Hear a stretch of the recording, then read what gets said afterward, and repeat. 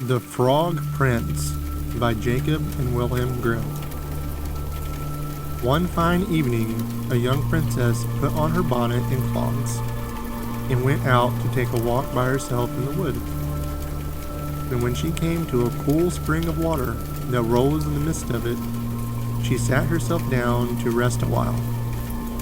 Now she had a golden ball in her hand, which was her favorite plaything, and she was always tossing it up into the air and catching it again as it fell.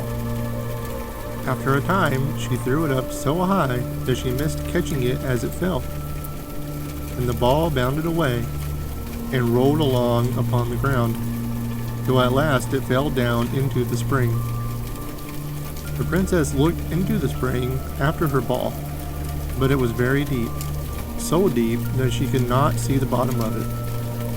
Then she began to bewail her loss and said, "Alas, if I could only get my ball again, I would give all my fine clothes and jewels and everything that I have in the world." Whilst she was speaking, a frog put its head out of the water and said, "Princess, why do you weep so bitterly?" "Alas," she said, "what can you do for me, you nasty frog? My golden ball has fallen into the spring." The frog said, "I want not your pearls and jewels and fine clothes, but if you will love me and let me live with you and eat off your golden plate and sleep upon your bed, I will bring you your ball again." "What nonsense," thought the princess. "This silly frog is talking. He can never even get out of the spring to visit me, though he may be able to get my ball for me, and therefore I will tell him he shall have what he asks." So she said to the frog, "Well, if you will bring me my ball, I will do all you ask." Then the frog put his head down again and dived deep under the water, and after a little while he came up again with the ball in his mouth and threw it on the edge of the spring. As soon as the young princess saw her ball, she ran to pick it up, and she was so overjoyed to have it in her hand again that she never thought of the frog, but ran home with it as fast as she could. The frog called after her, "Stay, princess, and take me with you as you said," but she did not stop to hear a word. The next day, just as the princess had sat down to dinner, she heard a strange noise, tap, tap, flash, flash, as if something was coming up the marble staircase. And soon afterwards, there was a gentle knock at the door, and a little voice cried out and said, "Open the door, my princess dear. Open the door to thy true love here, and mind the words that thou and I said by the fountain cool in the greenwood shade." And the princess ran to the door and opened it, and there she saw the frog, whom she had quite forgotten. At this sight she was sadly frightened, and shutting the door as fast as she could, came back to her seat. The king, her father, seeing that something had frightened her, asked her what was the matter. "There is a nasty frog," said she, "at the door, that lifted my ball for me out of the spring this morning. I told him that he should live with me here, thinking that he could never get out of the spring. But there he is at the door, and he wants to come in." While she was speaking, the frog knocked again at the door and said, "Open the door, my princess dear. Open the door to thy true love here, and mind the words that thou and I said by the fountain cool in the greenwood shade." And the king said to the young princess, "As you have given your word, you must keep it. So go and let him in."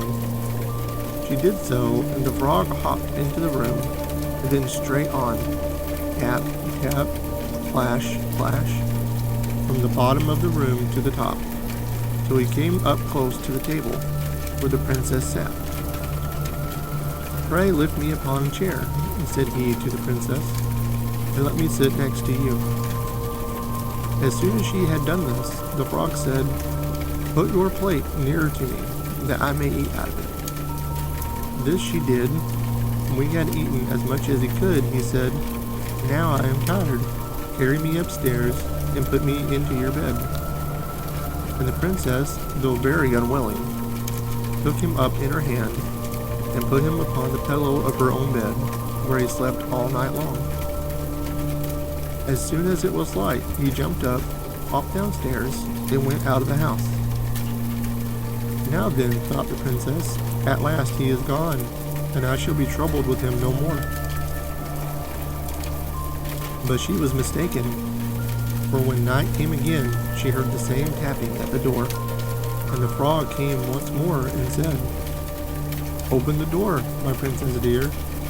Open the door to thy true love here, and mind the words that thou and I said, by the fountain cool in the greenwood shade." And when the princess opened the door, the frog came in, and slept upon her pillow as before, till the morning broke. And the third night he did the same. But when the princess awoke on the following morning, she was astonished to see, instead of a frog, a handsome prince gazing on her with the most beautiful eyes she had ever seen, and standing at the head of her bed.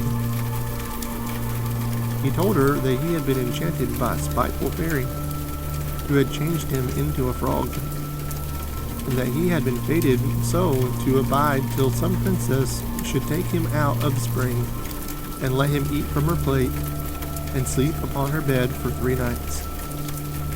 "You," said the prince, "have broken his cruel charm, and now I have nothing to wish for but that you should go with me into my father's kingdom, where I will marry you and love you as long as you live." The young princess, you may be sure, was not long in saying yes to all this. And as they spoke, a gay coach drove up with 8 beautiful horses, decked with plumes of feathers and a golden harness. And behind the coach rode the prince's servant, faithful Henrik, who had bewailed the misfortunes of his dear master during his enchantment so long and so bitterly that his heart had well nigh burst.